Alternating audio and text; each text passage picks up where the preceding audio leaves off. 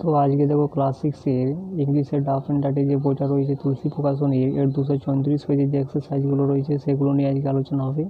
তো আজকে কোন স্কুল দেখো, আজকে যে Duff high school for girls এই স্কুলে যে এক্সারসাইজগুলো রয়েছে সেগুলো নিয়ে আজকে আলোচনা হবে। তো এ থেকে দেখো tick the correct alternative, correct অপশানটাকে এখানে টিক করতে বলা আছে। 1 নম্বর দেখো the showman his head for a moment, তো এখানে হয়ে যাবে স্ক্র্যাচড। এই যে এখানে লাইনটা দেওয়া রয়েছে যে some man the scratch his head, তো এটা কিন্তু সঠিক অপশান হবে। এবারে বিয়েরগুলো দেখো right tick for true and for false statement in the given boxes, অর্থাৎ ট্রু ফলসগুলো বক্সের মধ্যে লিখতে বলা হচ্ছে। 1 নম্বরে দেখো the narrator wanted to buy something for himself, অর্থাৎ ন্যারেটার কিছু কিনতে চেয়েছিল তার নিজের জন্য, এটা অবশ্যই ফলস হবে যেহেতু গিফটের জন্য তিনি কিছু কিনতে চেয়েছিলেন।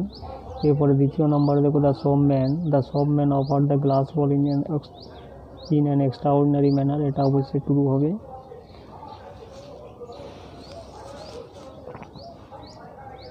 এরপরে সিএরগুলো দেখো অ্যান্সার দ্য ফলোয়িং কোয়েশ্চেন, নিচের প্রশ্নগুলির উত্তর এখানে লিখতে বলা হচ্ছে। 1 নম্বরে দেখো why was the action of the showman unexpected, কোন অ্যাকশনটা সব-ম্যানের যেটা আনএক্সপেক্টেড, অর্থাৎ সব-ম্যানের অ্যাকশনটা আনএক্সপেক্টেড কেন মনে হয়েছিল। তো উত্তরটা আমরা এইভাবে লিখবো, দেখো the action of the showman was unexpected because it drew from his ear the glass ball, কেননা সে ড্রিউ করেছিল তার চুল থেকে গ্লাস বলটাকে। এরপরে 2 নম্বর দেখো why did the showman scratch his head, অর্থাৎ সব-ম্যান তার হেডটাকে কেন স্ক্র্যাচ করেছিল। উত্তরটা আমরা এইভাবে লিখবো, দেখো the showman scratch his head because he wanted to by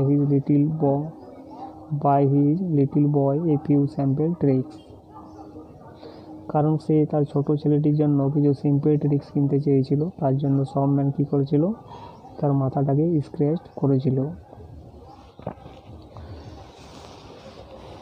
এরপরে দেখো গ্রামার অ্যান্ড ভোকাবুলারিগুলো দেখো টু ডু এজ ডিরেক্টেড। 1 নম্বর দেখো my mother teaches me English, এটা প্রেজেন্ট কন্টিনিউয়াস টেন্সে করতে বলা হচ্ছে, তাহলে কী হবে দেখো my mother is teaching me English.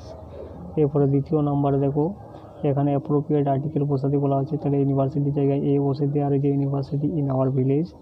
এরপরে 3 নম্বরে দেখো এখানে ভার্বের কারেক্ট ফর্মটা বসাতে বলা হচ্ছে, এভরিডের কথা বলা হচ্ছে, তাহলে এখানে প্রেজেন্ট ইনডিফিনিট টেন্স হবে, তাহলে শিলা গোজ টু স্কুল এভরিডে। এরপরে 4 নম্বর দেখো give an example of abstract নাউনের একটা এক্সাম্পল দিতে বলা হচ্ছে, তাহলে কি এখানে হবে কাইন্ডনেস।